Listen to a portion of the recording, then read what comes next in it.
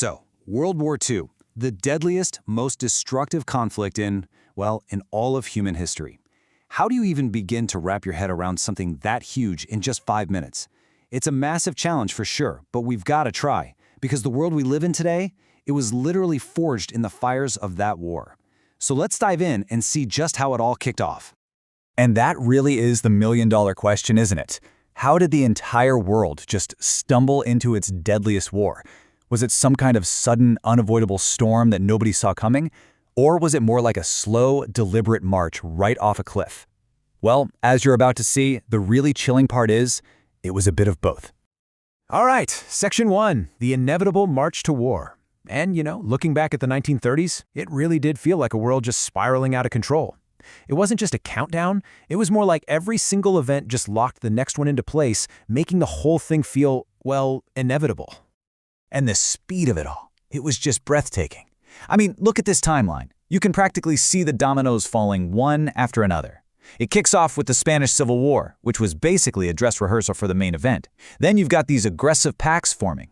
Germany starts grabbing land, first Austria, then parts of Czechoslovakia. The world just kind of lets it happen. Then comes the Pact of Steel, and nothing good comes from a name like that. And finally, boom, Germany invades Poland, and that's it. The world is at war. Sometimes art can see the future before it arrives. And this right here, Picasso's Guernica, this painting is the perfect example. It's capturing a specific bombing in Spain, yeah, but it's so much more than that. It's like a prophecy painted on canvas. It was basically screaming to the world that the game had changed. The old rules of war? Gone. Civilians were now on the front line. Section 2, a new kind of war. And that horrifying new reality. This idea that civilians are now fair game, that was at the very core of this conflict. This wasn't just World War I with bigger guns. No, this was something fundamentally different. Its very nature had changed.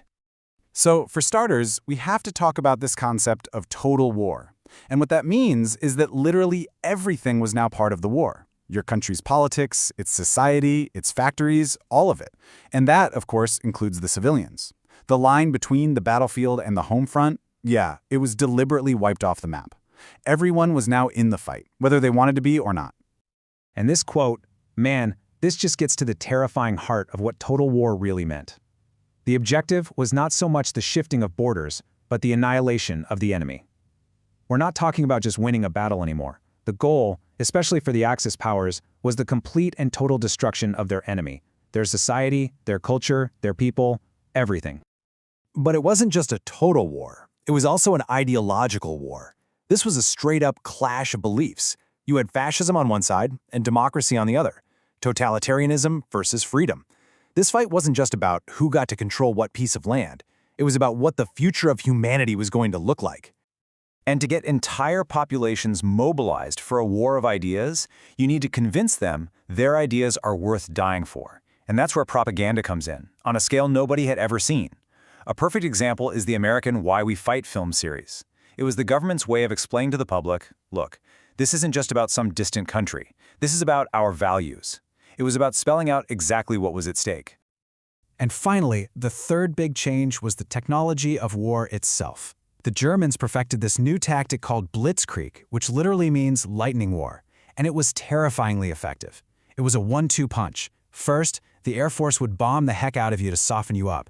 Then, while you're still reeling, waves of fast-moving tanks would just smash through your lines. It was all about speed and shock, designed to shatter an army before it even knew it hit it. Section 3, the Axis Blitz. And, this new lightning war strategy, it worked. For a while, it worked incredibly well.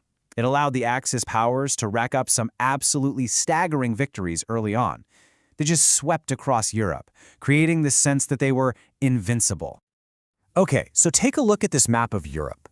This is what things looked like right on the eve of the war in 1939.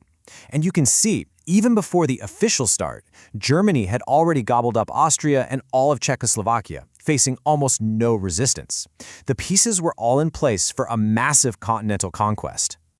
Now, let's jump forward just 3 years to 1942. The difference is absolutely staggering. I mean, look at this. The Axis powers and their allies now control a massive chunk of the world, stretching from France all the way to the outskirts of Moscow. This was the height of their power. It seemed like nothing could stop them. And this quote from Hitler, it lays bare at the absolutely brutal logic behind it all, especially when they invaded the Soviet Union. He said, "Many millions of men will die of hunger in Russia if we take from the country the food we need for our soldiers." This wasn't just about military victory, this was a plan for systematic starvation. The goal was pure exploitation and extermination on a scale that's just hard to even imagine. Section 4. The tide turns. But here's the thing about an empire built on such pure, calculated brutality, it can't last. And so that moment of their greatest triumph in 1942, it was also, believe it or not, the beginning of the end. The tide was about to turn, and it was going to turn hard. And what was the single biggest event that turned the tide? This right here, December 7th, 1941, the Japanese attack on Pearl Harbor. In a single morning, they brought the United States, the world's biggest industrial power, into the war. One of the Japanese admirals famously worried that all they had done was awakened a sleeping giant. And he was right. Once America was in the fight, the game completely changed. And it's so important to understand what exactly the world was now fighting against. It was this. The Nazis planned new European order. This was their terrifying blueprint for the future. It was a whole continent arranged into a racial pyramid. At the very top, a greater Germany. Beneath that, allies and puppet states. Then came the occupied nations, whose only job was to provide resources. And at the absolute bottom, Slavs and Jews, who were marked for either enslavement or total extermination. This vision is what led to the deportation of some 13 million people. It was a nightmare made real. So, while the Nazis were dreaming up this new order, their war machine was starting to crack. And it happened in a series of decisive battles right around the same time in late 42 and early 43. In the Pacific, U.S. forces finally halted the Japanese advance at Guadalcanal. In North Africa, the British defeated the Axis at the Battle of El Alamein. And then, the big one, Stalingrad. The Soviet Union dealt the German army a defeat so catastrophic, it completely changed the war on the Eastern Front. In 3 different corners of the world, the Axis advance was stopped cold. Section 5. Forging a new world. Okay, so the momentum has completely shifted. It's now firmly with the Allies. And this kicks off the final, brutal phase of the war. A phase that wouldn't just bring the conflict to an end, but would literally forge the post-war world that we're all still living in. In Europe, the beginning of the end was D-Day, June 1944. That massive invasion opened up the long-awaited Second Front. From that point on, the Nazi regime was caught in a giant vice. You have the Allies pushing from the west, the Soviets pushing relentlessly from the east. They finally meet at the Elbe River in Germany in April of 45, and just a month later, Berlin falls and Germany surrenders. And you could almost bookend the entire conflict, especially America's involvement, with these 2 moments of fire from the sky. It began for the U.S. with the surprise attack on Pearl Harbor, and it ended with the deployment of a terrifying, world-changing new weapon over Hiroshima. The sheer escalation in destructive power in just a few short years is just mind-boggling, and it ushered in a new age that we're still grappling with.